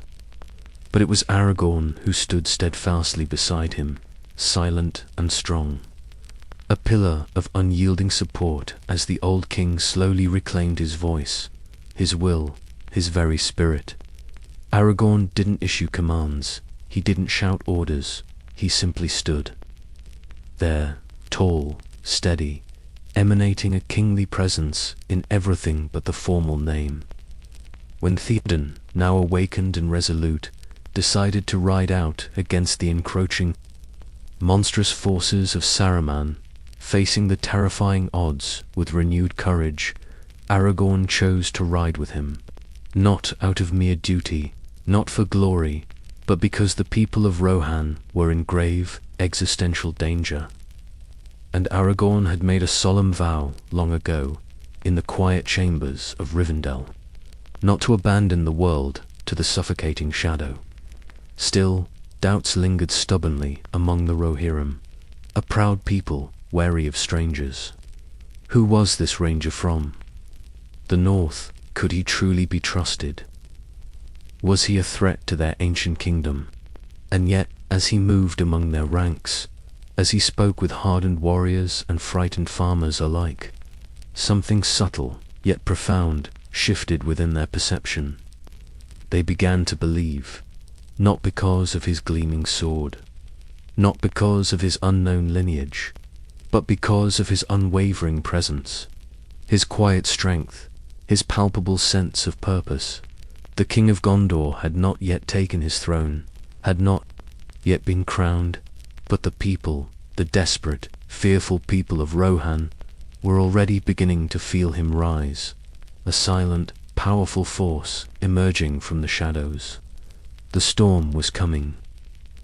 Saruman had unleashed his monstrous army, 10,000 Uruk-hai, a terrifying legion bred for war, now marching relentlessly towards Helm's Deep, the ancient stronghold of Rohan. It was a fortress carved directly into stone, a last refuge for the terrified people, but it was no match for a force of such overwhelming size and ferocity, not without hope, not without unity. As the skies darkened, reflecting the grim reality of their situation, Aragorn stood beside King Theoden, grim-faced, preparing for the inevitable, brutal battle. The ancient walls were lined with farmers, boys too young to even shave, old men, too tired to run. Most had never held a sword, had never known the horror of war. But Aragorn had. He moved through them, not as a distant commander shouting orders from afar, but as a brother in arms, his presence a quiet reassurance. He adjusted helmets, sharpened dull blades, spoke softly to those trembling uncontrollably behind their makeshift shields. He didn't lie to them, offering false hope. He spoke the stark truth. There is no dawn for us unless we fight. Even Theoden, hardened by profound grief and the bitterness of his past stupor, struggled to believe they had any chance of survival against such an overwhelming force. But Aragorn never flinched, Not because he lacked fear, he felt it, deep and cold, but because he had long ago learned how to carry it, to harness it, to transform it into an unyielding resolve. When the horns of war sounded, a guttural, terrifying call, and the Uruks marched through the torrential rain, a black, unstoppable tide, Aragorn was first to the front line, his sword raised, reflecting the flickering lightning. He fought like a man possessed, with a terrifying intensity, not for glory, not for kingship, but for every trembling soul huddled in the caves behind the massive walls. Side by side with Legolas, his graceful elf companion, and Gimli, his stout dwarf friend, he held the line for as long as mortal hands could, his body bleeding, stumbling, yet always rising again, a testament to his indomitable will. Arrow after arrow fell, the gates buckled under the relentless assault, the walls shattered under the force of the battering rams. And still he fought, a lone beacon of defiance against the overwhelming darkness. But even he knew, with a sinking heart, that it wouldn't be enough then. As the suffocating night gave way to the thinnest, most fragile edge of dawn, a horn sounded in the distant hills. A clear, resonant call that cut through the cacophony of battle. Gandalf had returned, a figure of white light and renewed hope. With him rode Eomer and the majestic riders of Rohan, sweeping down the hill like a devastating wave of light against the encroaching darkness. The tide of battle turned, decisively and dramatically. The enemy broke, their morale shattered, their ranks collapsing in panic, and the day, against all rational odds, was won in the exhilarating yet somber aftermath. The people of Rohan did not chant Theoden's name alone. They looked to Aragorn. He had no crown, no formal throne, but he had earned their hearts through shared blood, shared suffering, and unwavering courage. The boy from Rivendell was gone, irrevocably transformed. What remained was a leader no longer hiding from destiny, but riding straight into it, embracing its fearsome challenge. Though Saruman was defeated, Aragorn knew the true war had yet to begin. The eye of Sauron was fixed on Gondor, and to save the world, Aragorn would have to undertake the most terrifying journey of his life, summoning an army of the dead. Helm's Deep had been saved, a miraculous, hard-won victory against overwhelming odds. But Aragorn, his body aching, his spirit grimly resolute, knew with chilling certainty that the war was far from over. Victory, however glorious, had come with an immense cost, and with an even greater, unspoken question. What desperate, terrifying act would Saruman commit next, now that his forces had been so decisively crushed? But when Aragorn, Gandalf, Legolas, Gimli, and King Theoden rode to Isengard, to Saruman's once mighty fortress of Orthanc, they found something they didn't expect.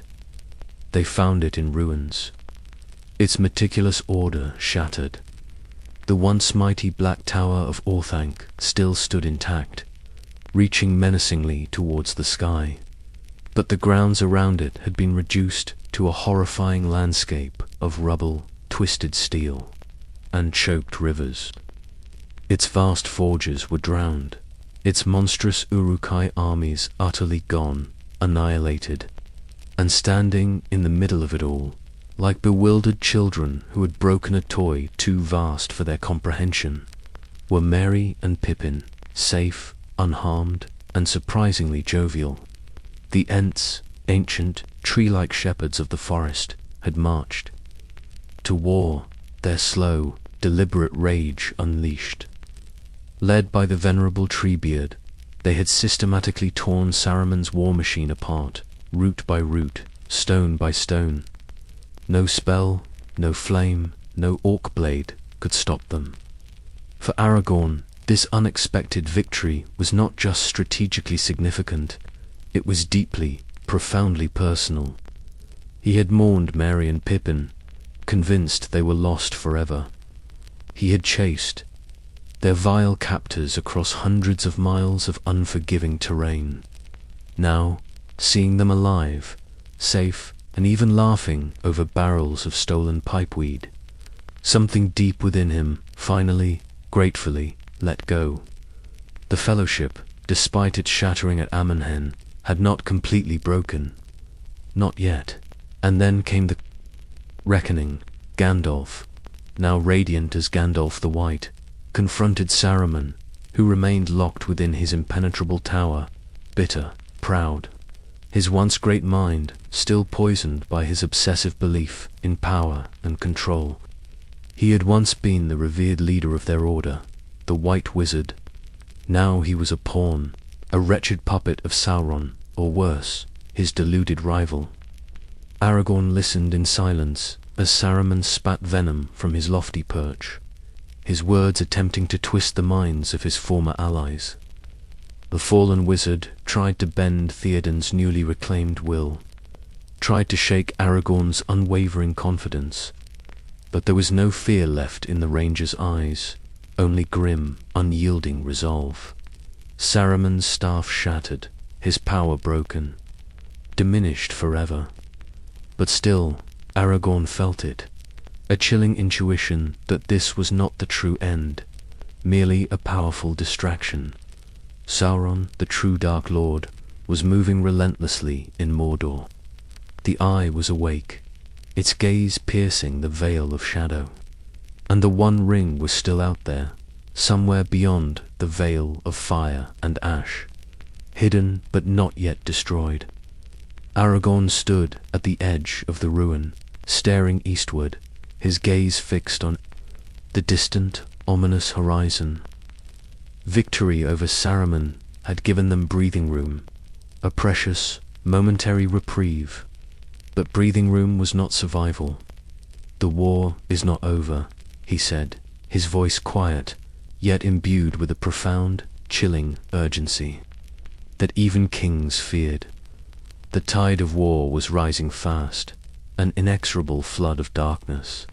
Sauron had unleashed his armies, his legions now marching, vast and terrifying.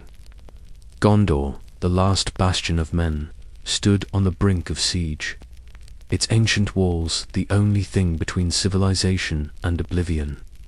And though the hard-won victory at Helm's Deep had given them a fleeting glimmer of hope, Aragorn knew with absolute certainty that hope alone would not win this war. They needed something more, something desperate, something almost impossible. That's when Elrond's sons, Elladan and Elrohir, came to him, bearing a solemn message from their father and a chilling, yet vital, instruction. Andril, reforged from the shards of Narsil, had already tasted the blood of battle, proving its renewed power. But now, Elrond had delivered another, far older inheritance. A cryptic command etched in the ancient tongue: "Take the Dimholt road." The message read, its words heavy with ancient dread: "The dead do not suffer the living to pass, but you are Isildur's heir." It was a path few dared even whisper about, a haunted realm beneath the towering white mountains, where an ancient curse lingered, a terrible oath broken, a king dishonored, and a countless people damned to linger forever as shadows. But Aragorn understood with chilling clarity what was being asked of him, the terrifying burden he had to bear.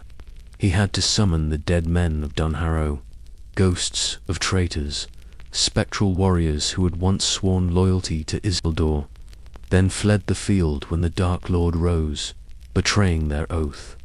In shame, they had been cursed to linger beyond death, forever bound to their mountain, until their ancient oath was fulfilled, and only Isildur's true heir, one who carried the very blood of the king they betrayed, could call them forth. Aragorn did not flinch, his resolve unwavering. He turned from Thodon's muster, from the desperate preparations for war, and led Legolas and Gimli towards the ominous mouth of the mountain. Cold wind, black stone, no moon to guide their way. Even Gimli, fearless among orcs and trolls, trembled with a primal fear, the air thick with the presence of the spectral. But Aragorn stepped forward, alone, into the suffocating, inky darkness. Inside, the air was thick, heavy with an unnatural silence. Whispers echoed, chilling and disembodied, with no discernible speaker. Shadows flickered and writhed where no flame burned, a chilling dance of the spectral. And then they came, slowly, inexorably, from the profound depths of the mountain, ghosts. Pale, hollow-eyed, armed with weapons long rusted and useless in the real world, yet imbued with a terrifying, spectral power. They circled him, their voices like the mournful wind rustling over ancient bone, devoid of life, yet full of ancient sorrow. Who enters the domain of the dead? Aragorn raised Andril.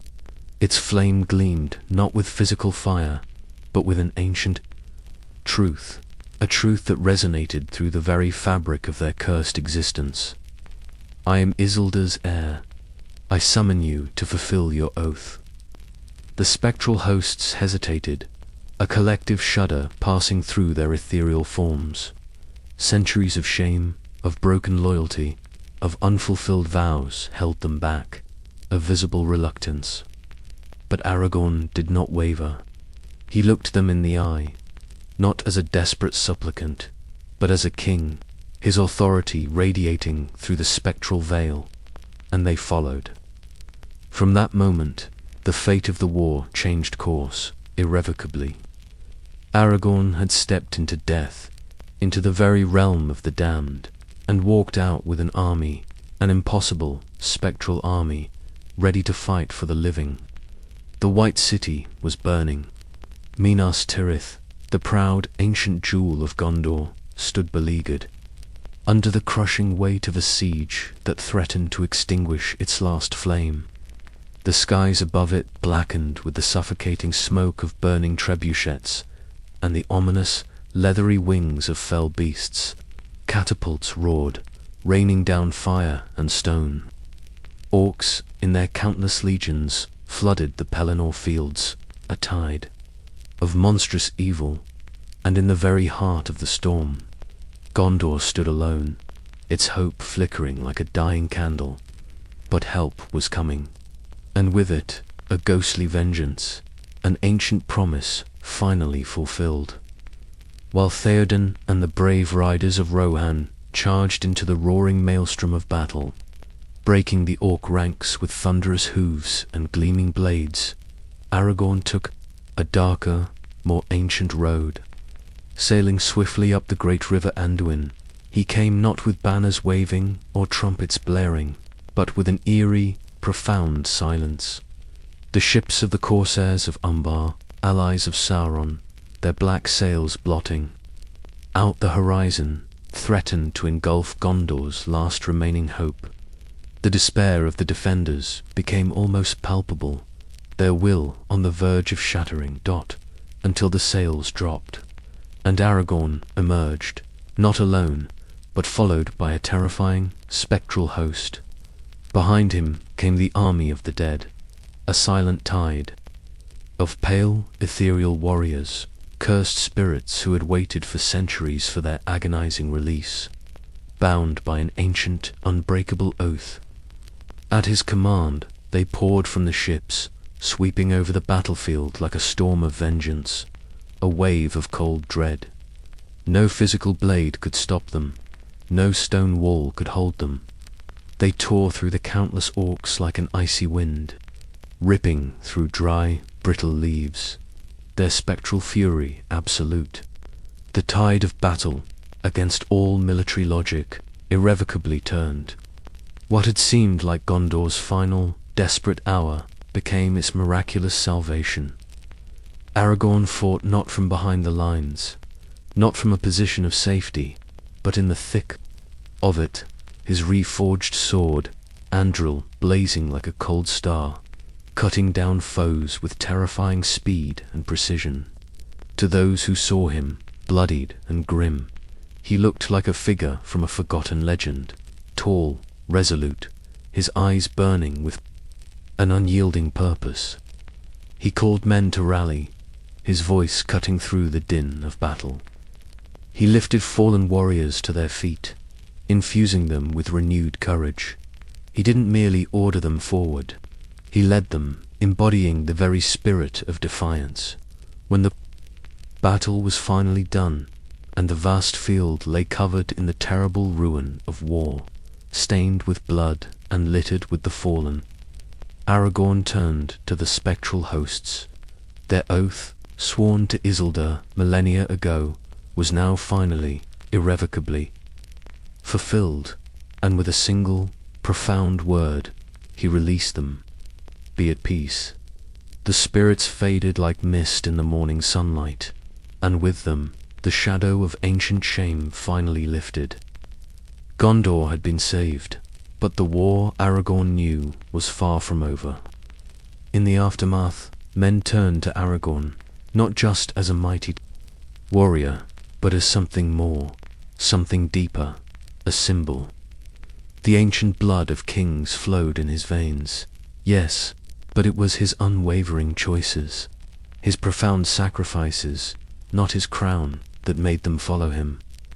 For the very first time, in the eyes of Gondor, the true king had returned. But the true victory for Middle-earth hinged on one last, desperate gamble, a march to the very gates of Mordor. A suicidal diversion to give a tiny hobbit a fleeting chance to destroy the very source of all darkness. Gondor stood, yes, but barely.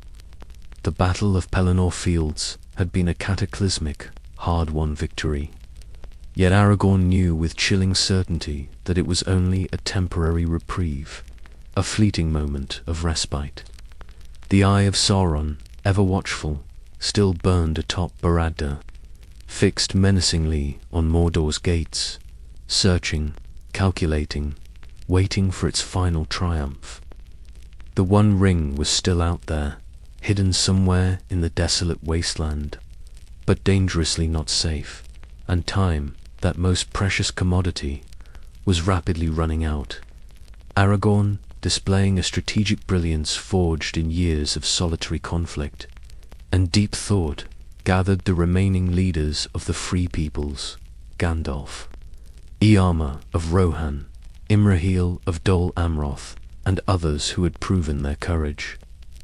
He offered them a plan so audacious, so utterly bold, that it bordered on sheer madness.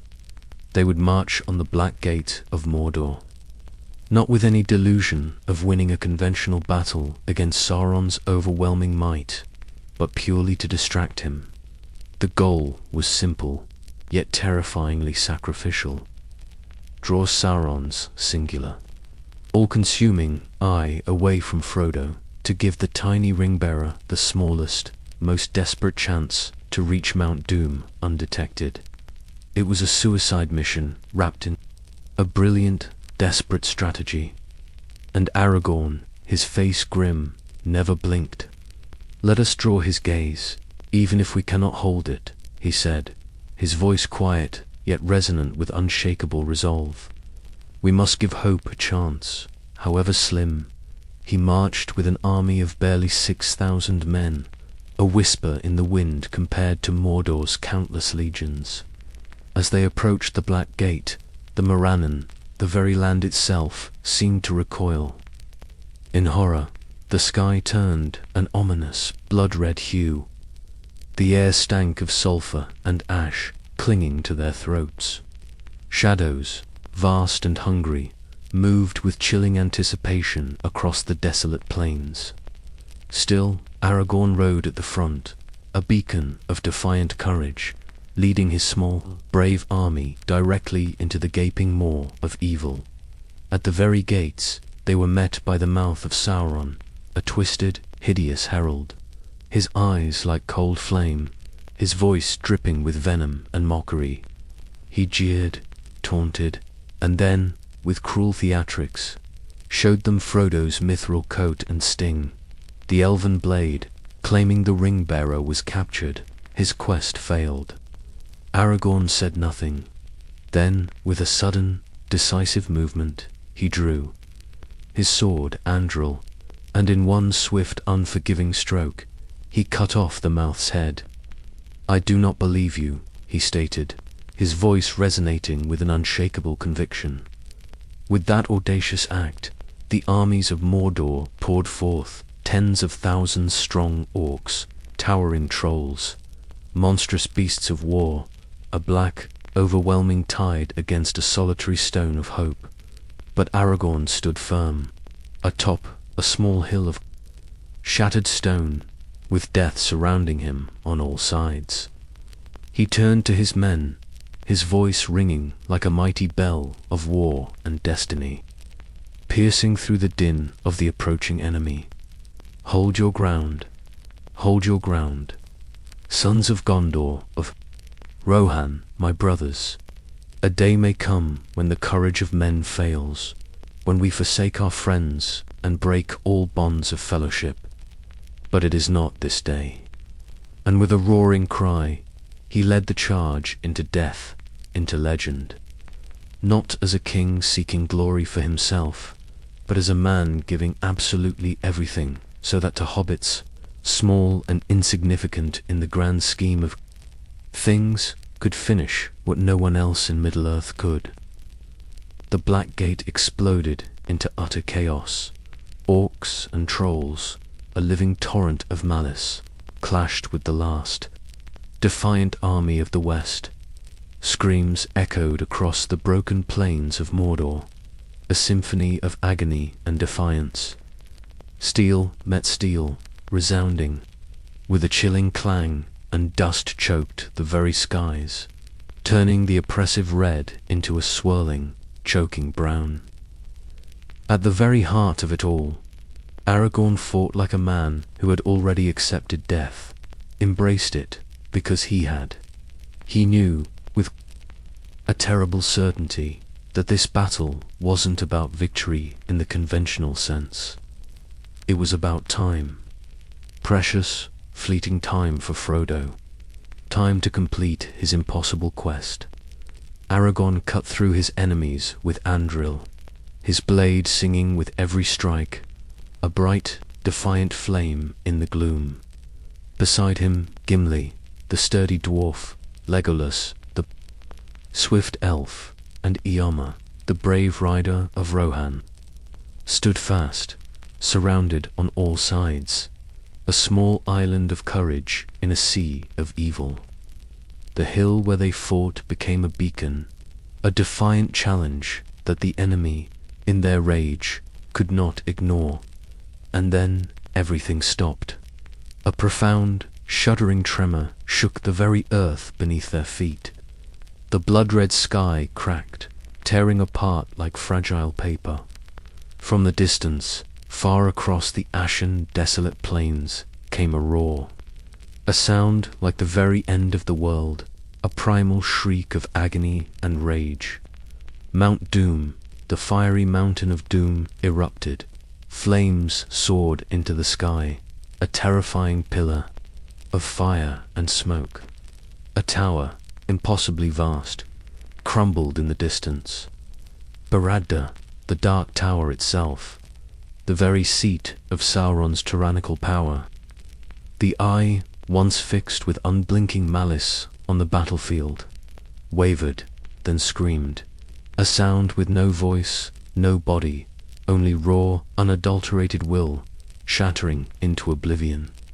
And then a profound, blessed silence fell. The One Ring had been destroyed. By Frodo and by Gollum, in a final, ironic twist of fate that even the most ancient prophecies couldn't predict. In that cataclysmic moment, the armies of Mordor crumbled. Trolls staggered, their monstrous forms collapsing. Orcs fled in a blind, unreasoning panic. They were utterly broken. Some simply fell to their knees, undone by the power that had held them together now utterly gone.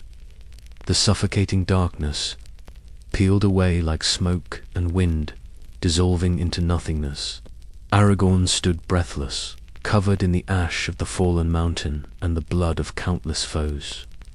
But miraculously, profoundly alive, he looked to the east, towards the ruined, now smoking mountain, and whispered not a cheer, but a ragged prayer of profound relief and gratitude. They had done it. Middle-earth was free, but victory didn't feel like glory. It felt like quiet, profound relief and a crushing, pervasive grief for all that had been lost. Boromir, Theoden, countless others, known and unknown, had fallen for this single, miraculous moment. And Frodo, Sam, where were they now? Gandalf, with the wisdom of the ages and the strength of his renewed being, soon brought the answer. From the very fires of Mordor, the hobbits were alive, broken, burned, but miraculously, gloriously alive.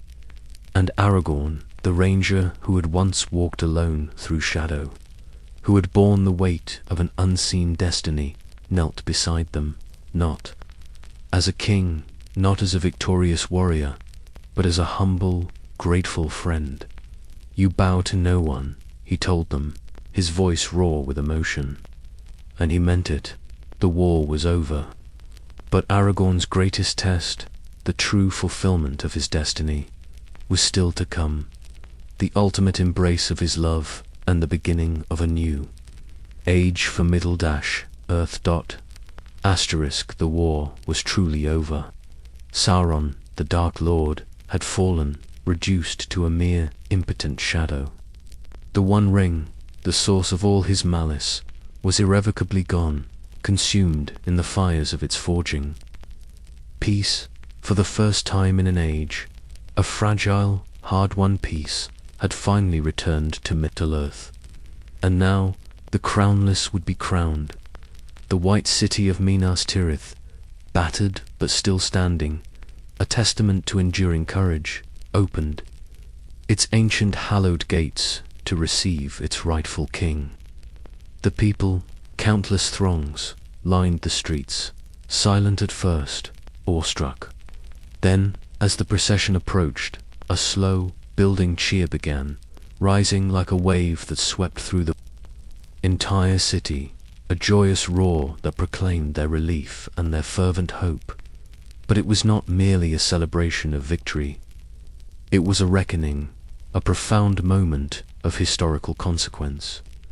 For too long, the ancient line of kings had been broken, its glory faded, its throne empty. Gondor had endured under stewards, faithful men, yes, but not destined for kingship, not imbued with the ancient authority. The very blood of Isildur, once viewed as a cursed, failed lineage, was now, paradoxically, their salvation, their ultimate hope. Aragorn walked through the city, not draped in gold, not ostentatiously surrounded by banners of conquest, but with a quiet, profound reverence, a humility born of immense suffering. Behind him came Gandalf, his white robes shining Faramir, the noble son of the last steward, Eomer, the king of Rohan, and others who had seen, truly seen, what he was, not just a mighty warrior, but a leader shaped by fire and profound humility. At the grand steps of the citadel, Gandalf held the ancient crown of Gondor, silver and jeweled, glinting in the morning sun, a symbol of millennia of lost glory. But Aragorn paused. He turned to the man who had once resisted him, who had fought valiantly beside him, and who had nearly died for him. Faramir, son of Denethor, the last steward, shall he be king and enter into the city? Gandalf asked, his voice resonating with ancient authority. Faramir, with a profound act of loyalty and respect, knelt before Aragorn. "The hands of the king are the hands of a healer," he declared, his voice clear. Thus shall the rightful king be known. Aragorn took the crown and bowed his head, not in pride, but in solemn service, in profound acceptance of the immense burden. Gandalf placed it upon him. Elsar Telkentar, the Elfstone, he proclaimed, the ancient title echoing through the city. The king had returned. Cheers erupted from the walls, from the streets, from every corner of the city, rising like a triumphant wave that swept through the entire populace. But Aragorn didn't raise his arms in victory. He didn't shout or exult. Instead, he sang, in Elvish, the melodic tongue of the firstborn, an ancient, beautiful language. He sang of peace, of sorrow, of the ages that had passed, and of a new age, slowly rising from the ruins of the old. This was not a conqueror's victory, it was a sacred promise. Later, he would walk among the people, his touch imbued with ancient, healing power, and speak to every soul he encountered, not as an aloof ruler, but as a compassionate guardian, a shepherd to his flock. The throne of Gondor had been empty for generations, a gaping void. But now it held a king not forged in luxury or inherited entitlement, but in sacrifice, in suffering, and in profound, unwavering choice. Asterisk, he had worn the crown. He had reclaimed the throne. But there was still one piece of Aragorn's destiny, one profound aspect of his life, left unfinished. A longing that burned brighter than any star, Arwen, for years. She had been the silent, guiding star in his desolate sky, the impossible love he carried through every agonizing trial, every weary mile, every crushing moment of doubt. She had made her choice long ago, beneath the golden, whispering trees of Lothlorien, giving up her immortality, her eternity, for a life that would burn bright with love and purpose, yet inevitably end in time. Now, with Sauron decisively defeated, and a fragile peace finally restored, the long, arduous road that had separated them finally, beautifully, ended.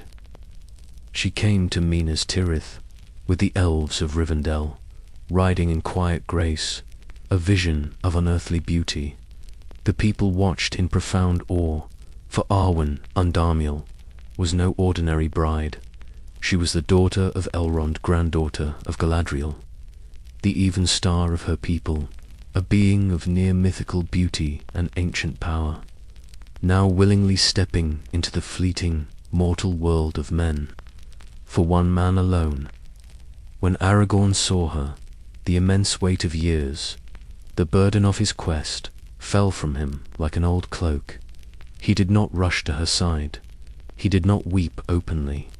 He simply held her eyes, his gaze filled with a love so profound that no words were left to say. They were wed in the heart of the City of Kings, beneath the newly blooming white tree, with the vast ancient stars above and a world reborn, humming with the promise of a new age unfolding around them. The ceremony was quiet, solemn, imbued with ancient magic. Elves sang songs older than stone, their voices echoing through the city. Gondorians wept tears of joy and profound relief. Even the hobbits smiled in silent understanding, witnessing something far greater than politics or power. A love earned through sacrifice and unwavering devotion. Aragorn held Arwen's hands, and in that moment, with her by his side, he wasn't the king of Gondor, the powerful ruler. He was simply the boy from Rivendell, the weary ranger who had walked in shadow, the man who had endured countless trials, not for a crown, but for the chance to stand beside her, to build a future with her. Their wedding did more than bind to hearts. It united the realms of men and elves, bridging the two worlds for the last poignant time before the elves would finally sail west, leaving Middle-earth forever. Elrond, Arwen's father, watched. With quiet, profound sorrow, the weight of her choice a heavy burden on his heart. But even he, at last, saw the deep meaning of what his daughter had chosen. Not just mortality, but a life of profound meaning, of shared love and purpose. From that day on, Arwen became queen of the reunited kingdom, her grace and wisdom a guiding light, and Aragorn, once called Estel, meaning hope, now lived not just as a king, but as the man who had made that very hope real, tangible, and enduring for all of Middle-earth. Aragorn ruled wisely and long. Under his reign, a golden age dawned for Middle-earth. Gondor and Arna, the two ancient kingdoms of men, were gloriously reunited under his unwavering hand. Peace, a true and lasting peace, spread across the lands that had once been torn by shadow and strife. The white tree of Gondor bloomed anew, a vibrant symbol of renewed life and enduring hope. Roads were rebuilt, ancient alliances restored, and knowledge flourished once more. The age of men, so long prophesied, truly began, and it was Aragorn, Eliezer, the Elfstone, who guided it with wisdom and humility into a radiant, lasting light. But even kings, however wise or noble, cannot escape the relentless march of time. Unlike Arwen, whose immortality spanned millennia, Aragorn had always known that his life, however long by mortal standards, would be brief by elven measure. The ancient blood of Numenor, flowing strongly within him, granted him long, vigorous years, far more than most men. But mortality still waited, patiently, inevitably, at the edge of every sunrise, a silent promise of an ending. He did not fear it. He had faced far worse terrors, far greater sufferings.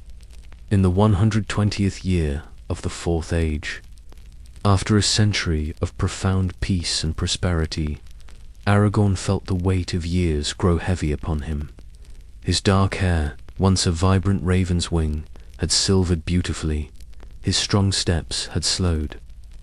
But his mind remained sharp, his heart steady, his spirit undimmed. He looked upon his son, Eldarion, now a grown man, heir to the throne, and knew with an inner certainty that it was time. Unlike those who clung desperately to power, fearing its loss, Aragorn chose the path of the ancient kings of Numenor, the gift of men. He would relinquish life willingly, consciously, before weakness and weariness could claim him, before old age diminished his spirit.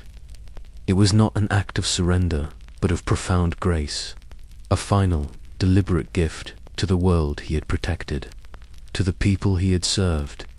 He summoned Arwen to his side. She had given up immortality for him, for their precious time together, and now, with a sorrow that could not be measured, she would watch him leave, her love an aching, endless wound. But there was no bitterness in her eyes, only profound love and a pain too deep for words. "This is the gift of men, beloved," Aragorn told her gently, his voice soft. "To leave when the work is done." He lay in the House of Kings, robed in white. His sword, Andril, the flame of the West, laid peacefully across his chest. He looked at Arwen, his eyes filled with an eternal love, and whispered his final words. "In sorrow we must go, but not in despair." Then, with a profound peace in his heart, he willed himself to die, not with fear, but with an unparalleled dignity. Middle-earth did not tremble. No armies clashed, no horns blew. It was a quiet passing for the greatest king of the age, a poignant, silent farewell. Aragorn left behind a kingdom renewed, a son ready to lead, and a legacy that would outlive stone and song, a legend woven into the very fabric of the world. He was born in exile, he died in peace, and he lived as legend, forever etched in the Memory of Middle-earth. He was gone. Aragorn, the king, the lover, the man Arwen had chosen over eternity, had passed beyond the circles of the world, and with him her own light, once so radiant, irrevocably dimmed. In the profound silence that followed his death, Arwen, Undermeal, queen of the reunited kingdom, said nothing. She simply faded, her essence slowly, inexorably, withdrawing from the mortal world. She had given up her immortality for one lifetime with him, a conscious, agonizing sacrifice. That lifetime had now run its course, its joyous, painful arc complete. There would be no ship to Valinor for her, no healing light in the blessed west, no second dawn. The daughter of Elrond, born in starlight, now stood utterly alone among the mortal world she had so bravely embraced. She gave her son, Eldarion, her blessing quietly, with a mother's enduring strength and profound love, her gaze conveying a lifetime of wisdom and sorrow. And then she turned away from Minas Tirith, from the bustling court, the symbolic crown, the newly blooming white tree, and all the echoing memories of their life together. She journeyed alone, her spirit already withdrawing to the golden wood where their love had once blossomed so exquisitely beneath the Malorn trees. But the ancient forest was empty now. The elves had long since sailed. The ancient song had ended. The golden leaves had fallen, marking the end of an age.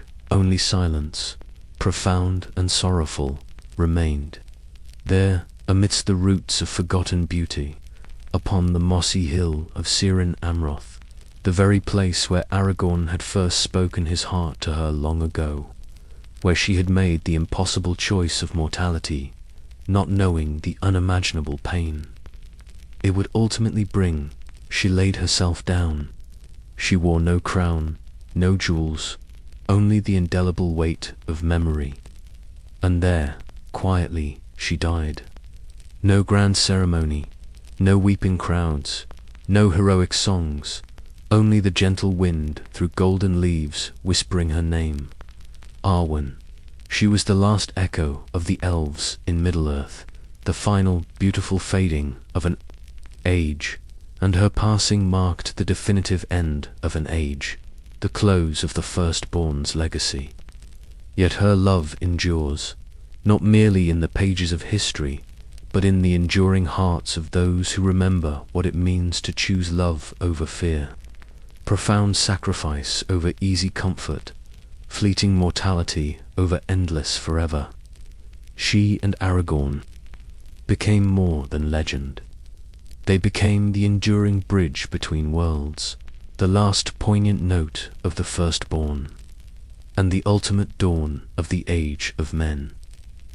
The days of the elves had ended, their light fading into the west. The One Ring was gone, utterly destroyed. The suffocating shadow of Sauron was irrevocably broken, his evil brought to nothing. And now Aragorn was gone, too, having fulfilled his mighty destiny. Arwen's light, once so radiant, had also faded, her choice made, her sorrow accepted. The Fellowship, that unlikely band of heroes, had long since parted, each returning to their own path.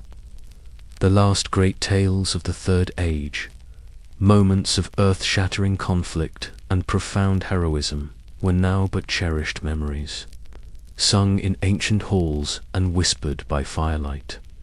But Aragorn's legacy lived on, vibrant and enduring, not in grand monuments or cold marble statues, but in the very hearts of those who had followed him, those whose lives he had touched and transformed.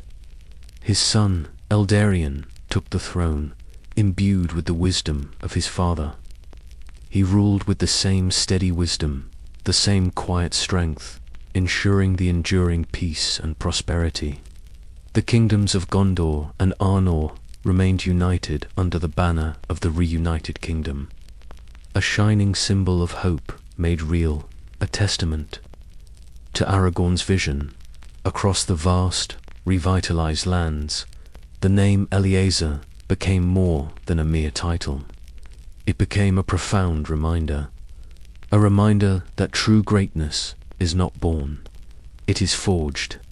Forged in pain, hardened by sacrifice, tempered by love, and driven by an unwavering purpose. In the north, the Dúnedain, the scattered rangers who had once roamed in obscurity, still kept watch over the wild places, their vigilance guided by the enduring memory of the ranger who became a king. In Rohan, the horse lords told stirring stories of the tall, grim man who fought so valiantly beside their riders, uniting ancient kingdoms not through conquest, but through honor, loyalty, and shared blood. In the quiet, unassuming Shire, four hobbits, touched by the epic, remembered a tall man with piercing grey eyes and a surprisingly soft voice, who, at the end of all things, called them heroes when the world didn't even know their names. And in elvish song, among the few who remained in Middle-earth before their final sailing, Aragorn was sung not primarily as a mighty warrior, but as Estilhoptha, one who walked unflinchingly in shadow and chose the light, the one who stood, not for himself, not for his own glory, but for others, for the very survival of all free peoples. His story was not perfect. He doubted, as all men do. He stumbled, he fell, he bled, physically and emotionally. But in every choice he made, in every step he took, he pushed back against the suffocating darkness. Not with overwhelming power or grand pronouncements, but with unwavering principle, with quiet courage, and with an unshakable belief in the good that lay within the hearts of men. And perhaps that is what truly made him worthy of the crown. Not that he claimed it by right of blood, but that he never truly needed it to lead, to inspire, to heal, to serve. Now his sword and drill, the flame of the West, rests in the hallowed halls of kings, a silent testament to his reign.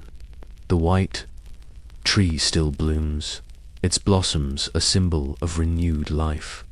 And the world he helped save, the world he reshaped with his very life, moves on quietly, peacefully, toward its own destiny. But sometimes, when the wind brushes the ancient stones of Minas Tirith just right, it's said you can still hear his voice, a faint, lingering echo from a bygone age. I am Aragorn, son of Erethdorn, and I have kept no hope for myself, but have given it all to you.